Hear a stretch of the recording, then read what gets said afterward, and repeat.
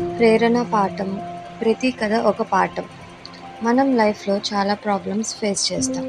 కొంతమంది వాటిని సొల్యూషన్స్ కనుక్కుంటారు, కొంతమంది వదిలేస్తారు. ఈరోజు మనం ఒక చిన్న కాకి గురించి తెలుసుకుందాం. దాని లైఫ్లో కూడా ఒకరోజు ఒక ప్రాబ్లం వచ్చింది. అది ఎలా ఫేస్ చేసిందో చూద్దాం. ఆ రోజు ఎండ చాలా ఎక్కువగా ఉంది. కాకి చాలాసేపు ఎగురుతూ ఉంది. బాగా ఎండ ఉండడం వల్ల దానికి చాలా దాహం వేసింది. వాటర్ కోసం వెతుకుతూ ఉంది.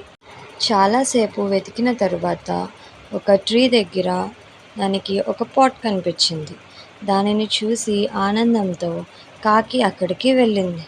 అమ్మయ్య, ఇప్పటికైనా నాకు వాటర్ దొరికాయి అని ఆనందపడింది. కానీ కుండలో చూసేటప్పటికి వాటర్ చాలా తక్కువగా ఉన్నాయి. కాకి తాగడానికి ట్రై చేసింది, కానీ తాగలేకపోయింది. చాలా బాధపడింది. అప్పుడు ఏం చేయాలో తెలియక ఆలోచిస్తూ ఉంటే అక్కడ కొన్ని రాళ్ళు కనిపించాయి.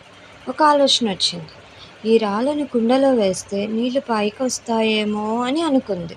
అప్పుడు కాకి ఒక్కొక్క స్టోన్ తీసుకుని కుండలో వేయడం స్టార్ట్ చేసింది. స్టార్టింగ్లో ఏం చేంజ్ లేదు, కానీ స్టాప్ చేయలేదు. అలా స్టోన్స్ని వేస్తూ ఉంది.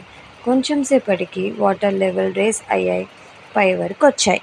కాకి చాలా హ్యాపీగా ఫీల్ అయ్యింది. వాటర్ తాగింది. దాని కష్టానికి ఫలితం దొరికింది. ఈ స్టోరీ మనకి 2 థింగ్స్ చెప్తుంది. ప్రతి ప్రాబ్లంకి సొల్యూషన్ ఉంటుంది, దానిని మనమే ఆలోచించాలి.